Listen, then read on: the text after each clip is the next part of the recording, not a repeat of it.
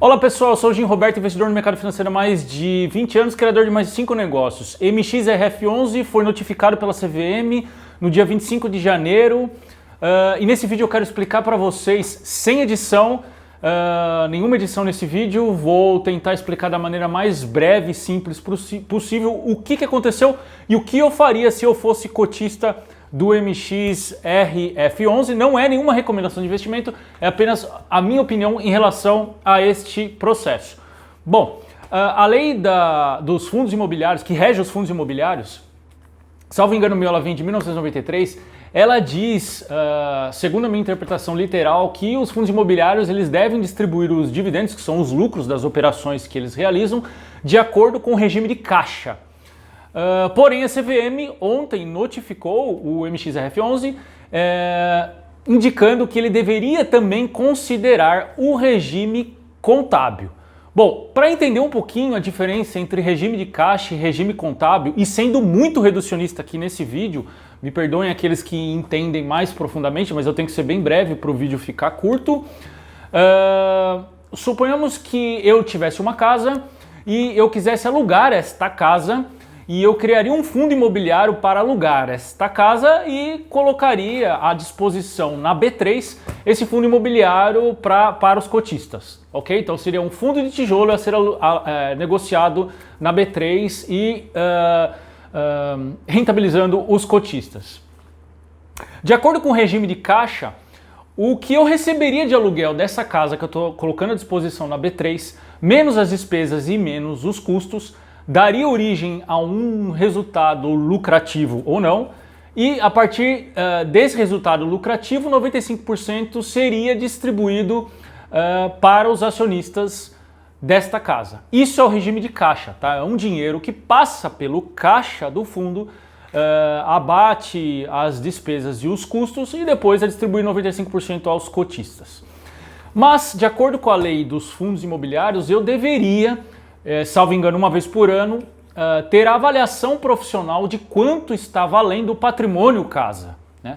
Então, no primeiro ano, quando eu abri o fundo imobiliário, de repente minha casa valia 1 milhão, e no segundo ano, que foi o ano em que eu comecei a efetivamente ter lucro, essa casa passou a ser avaliada como 900 mil reais.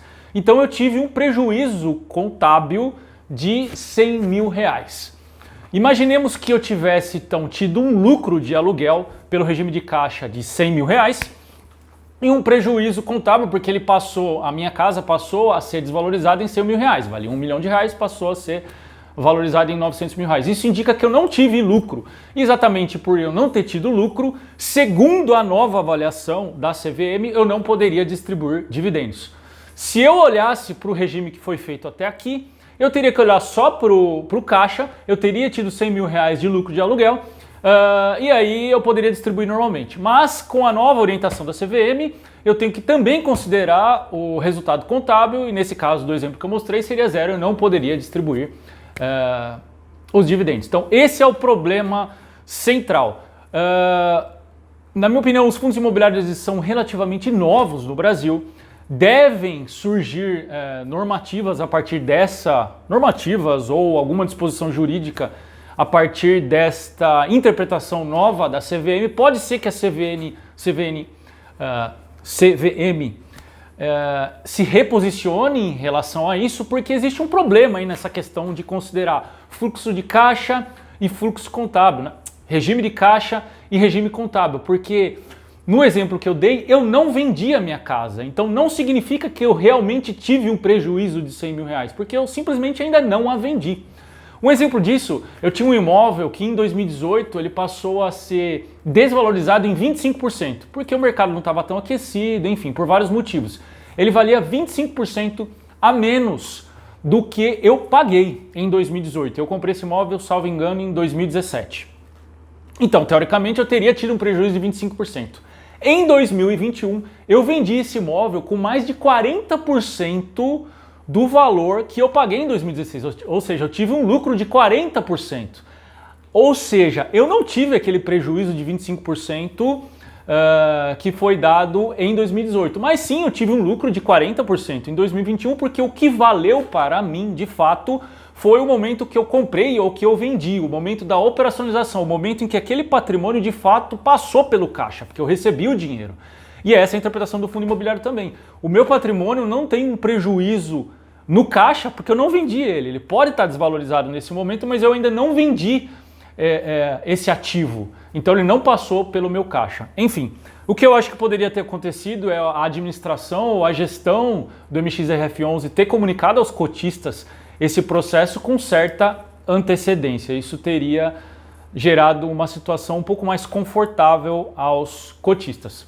Bom, se eu fosse cotista do MXRF11, que eu considerava, ou até considero um fundo muito bom, principalmente quando a gente olha para os fundos de papéis, quando ele é casado com o RSR11, que é puro CRI, e quando ele é casado também com o IRDM11, que é um high yield, né? O MXRF11 já é um high grade, inclusive ele tem aquela questão da permuta financeira que é extremamente interessante, então ele é high grade, ele tem CRIs que são mais seguros. Ele casado com o IRDM11 e o RSR11, eu acho ele muito interessante, não é nenhuma recomendação de investimento. O que eu faria, como eu teria no mínimo esses 3 CRIs e vários outros fundos imobiliários de tijolos, mais de 10 talvez, junto com ações, junto com estoques norte-americanos, REITs e renda fixa, nenhum ativo passaria de 5% da minha carteira, então eu ficaria tranquilo.